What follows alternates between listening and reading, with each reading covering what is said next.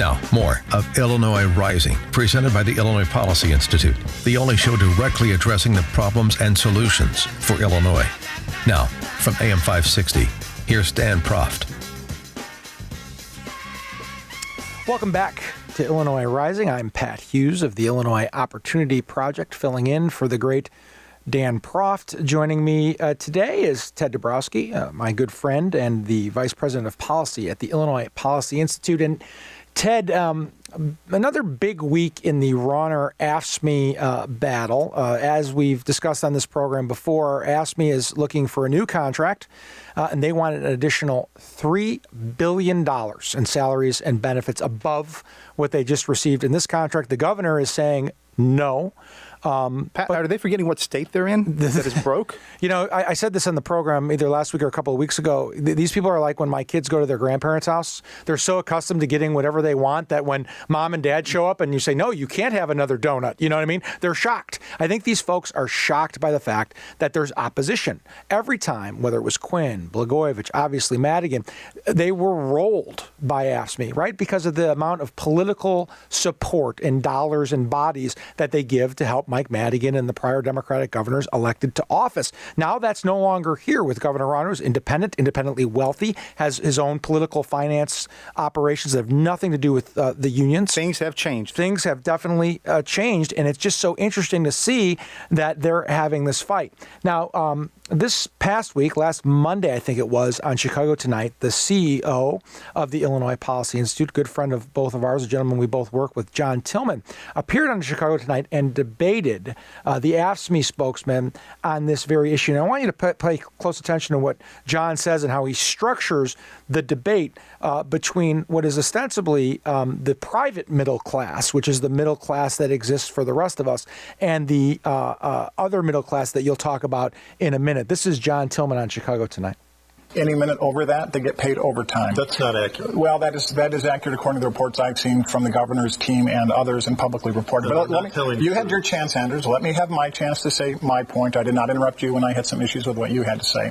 The additional point is that since 2005 through 2014, the union wages have increased 5 times faster than private sector wages. The base, according to CMS itself, the base pay, average base pay for an AFSCME worker is $66,000.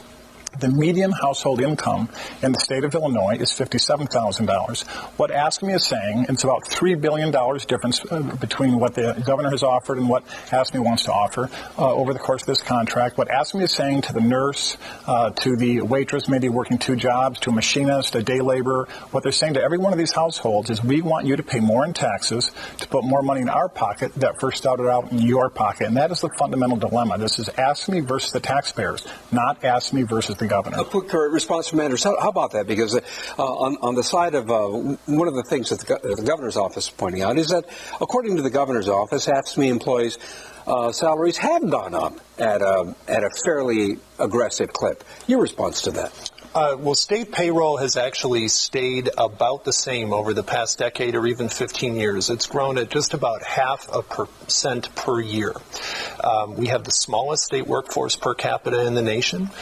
Certainly AFSCME or any other union that will ever apologize for the principle that anybody who works for a living should have a wage that can sustain a family, should have health care that they can afford. And that goes for public service workers and for all working people. Ted, anyone who works for a living is what the spokesman for AFSCME said at the end, ignoring the nurse, the waitress, the machinist, and the day laborer that Tillman laid out in his commentary, who are the private sector workers who are being taxed to death to fund these exorbitant salaries and benefits of AFSCME and other unions at the state level. And yet these folks still want $3 billion more. Yeah, Anders Lindahl, who represents AFSCME and, the AFSCME union, they really only care about their, quote, middle class, which are their members. And they don't seem to care about the rest of the private sector, which is the overwhelming majority of the state. And so, Madigan likes to say that he's defending the middle class. But if you look at what's happening in the private economy, people's earnings are flat. They're not even keeping up with inflation or barely keeping up with inflation. While the AFSCME members have seen their salaries rise 50% in the last since 2005. So they've done really, really well. So going back to our prior segment, the only people going to college are going to be the sons and daughters of AFSCME workers, apparently. There you go.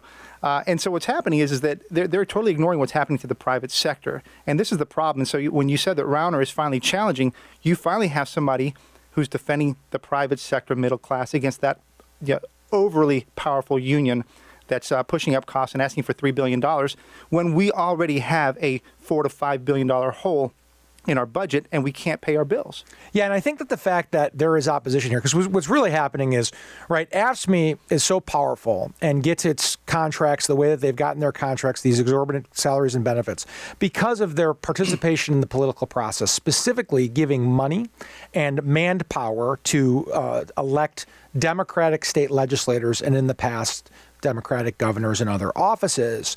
And, up until that time, they basically had a monopoly on that system and on the state. And now Rauner, as we talked about before, has stepped in and they're being challenged on this. And and I get why they're going to push and push and push because they want to get what they want. The real loser in this, as far as I can tell, is Mike Madigan, because the curtain has sort of been drawn back like the man behind the curtain in The Wizard of Oz. And we realize this is just a guy standing there operating these levers of power that aren't the levers of power that people believe them to be, and Rauner is calling him out on it. Well, I think if the general Illinois voter had liked Madigan's positions, AFSCME's positions, they would have voted in Quinn again, but they didn't. And Rauner was voted to defend the taxpayers, fix the budget, and that's what he's doing. He's fighting, and if he was just like any other governor we've had in the past, he would have been rolled already. He would have agreed to a tax hike.